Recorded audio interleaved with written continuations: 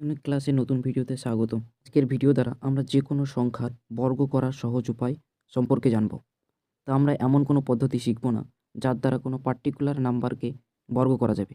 যেমন যদি আমরা 25-এর বর্গ করি তাহলে আমরা কি করি যে 25-এর শেষে আছে 5, তাহলে এর 5-এর আমরা বর্গ করে দিই, অর্থাৎ 5 5 25 এবং প্রথমে আছে 2, এই 2 এর চেয়ে আমরা 1 বেশি লিখি তাহলে 3, আর এই দুটোকে গুণ করে 3 দুগুণে 6, তাহলে 25-এর বর্গ হয়ে যাবে 625।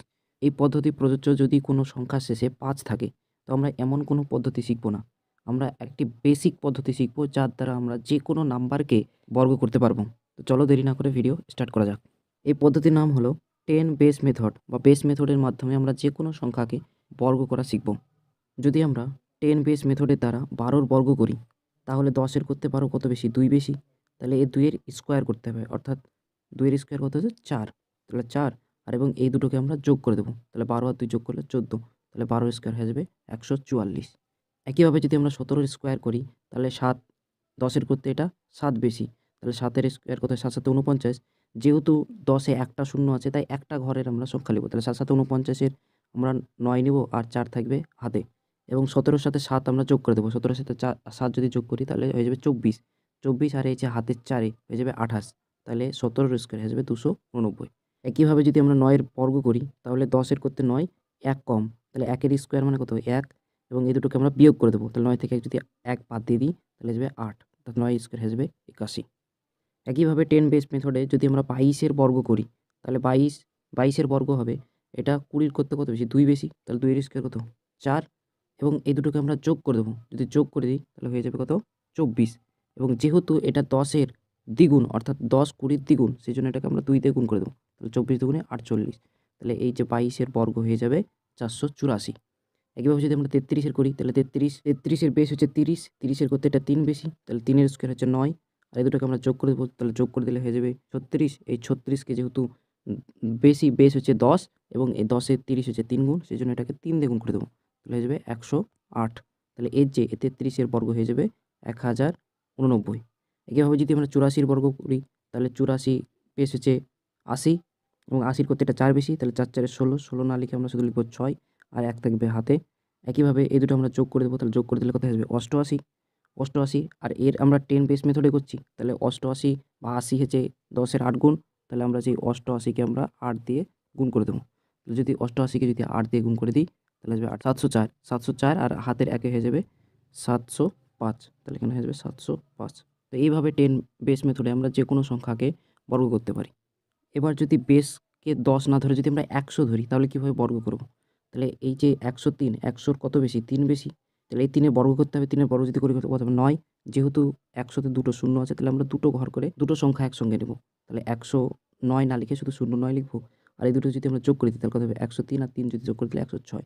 তাহলে 103-এর বর্গ হয়ে যাবে 10,609। একইভাবে 108-এর যদি বর্গ করি তাহলে 100 করতে 8 বেশি। তাহলে 8 স্কোয়ার হচ্ছে 64, আর এই দুটো যদি যোগ করে দিই তাহলে 116। যদি আমরা 112-র বর্গ করি তাহলে 100 করতে কত বেশি? 12 বেশি। তাহলে 12-র স্কোয়ার কত হিসেবে? 144। তাহলে 144-এ 44 বসাবো আর 1 থাকবে হাতে। তারপরে 100, 112 আর 12 যদি যোগ করি তাহলে 124, আর এই হাতের একে 125। তাহলে 125 এটা হয়ে যাবে 112-র বর্গ। নেক্সট যদি আমরা 93-এর করি তাহলে 93 100-র করতে কত কম? 7 কম। তাহলে 7-এর স্কোয়ার আমরা করে দেবো। তাহলে 7 7 49, তাহলে 49 বসে যাবে, এবং 93 থেকে আমরা 7 বাদ দিয়ে দেবো। যদি বাদ দিই তাহলে হয়ে যাবে 86। তাহলে এটা হলো 93-এর বর্গ হয়ে যাবে 8649। এভাবে যদি আমরা 88 করি তাহলে এর কত কম? 12 কম। তাহলে 12 স্কোয়ার কত আসবে? 144। তাহলে 144-এর আমরা 44 বসাবো আর 1 থাকবে হাতে। 88 থেকে আমরা 12 বাদ দিয়ে দিব। তাহলে 88 থেকে 12 বাদ দিলে হয়ে যাবে 76, এবং এই 76-এর সাথে এই হাতের 1 যোগ করলে হয়ে যাবে 77। তাহলে এটা হয়ে যাবে। এই 88-কে আমরা 100 বেস মেথড না দিয়ে যদি 10 বেস মেথডে বর্গ করি তাহলে কি আসবে? এটা তাহলে 8 বেশি। তাহলে 8-এর স্কোয়ার কত হয়ে যাবে? 64। তাহলে আমরা 10 বেস মেথডে যেকোনো একটা ঘর পূরণ করবো, তাহলে 4, আর এই 6 থাকবে হাতে, এবং এই দুটোকে আমরা কী করে দেবো? যোগ করে দেবো। তাহলে যোগ করে দিলে কোথায় যাবে? এই 88-র সঙ্গে 8 যোগ করে দেবো। তাহলে 88-র সঙ্গে 8 যোগ করলে হয়ে যাবে 96। এই 96-কে আবার যেহেতু 88 10-এর 8 গুণ, তাহলে এটাকে 8 দিয়ে গুণ করতে হবে। তাহলে 6 8 48, হাতে থাকলো 4, 72 76, 768। এই 768-র সঙ্গে আমরা 6 যোগ করে দেবো। যদি 6 যোগ করি তাহলে হয়ে যাবে 774। তাহলে দেখো 100 বেস মেথডেও আমরা যাই বর্গ পেয়েছি, 10 বেস মেথডেও একই বর্গ পেলাম। এবার যদি আমরা 208-কে 100 বেস মেথডের মাধ্যমে বর্গ করি তাহলে 208 এর বেস হচ্ছে 8, তাহলে এটা কত বেশি? 8 বেশি। তাহলে 8 8 64, তাহলে এখানে হয়ে যাবে 64, এবং এই দুটোকে আমরা যোগ করে দেবো।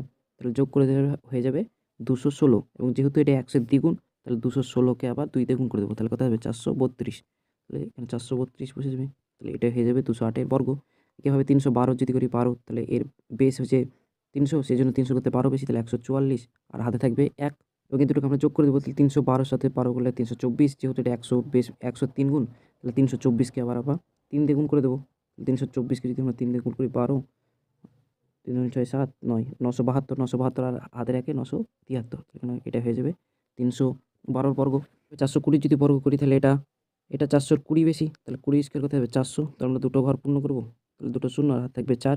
তাহলে 420 সাথে 20 যোগ করলে 440।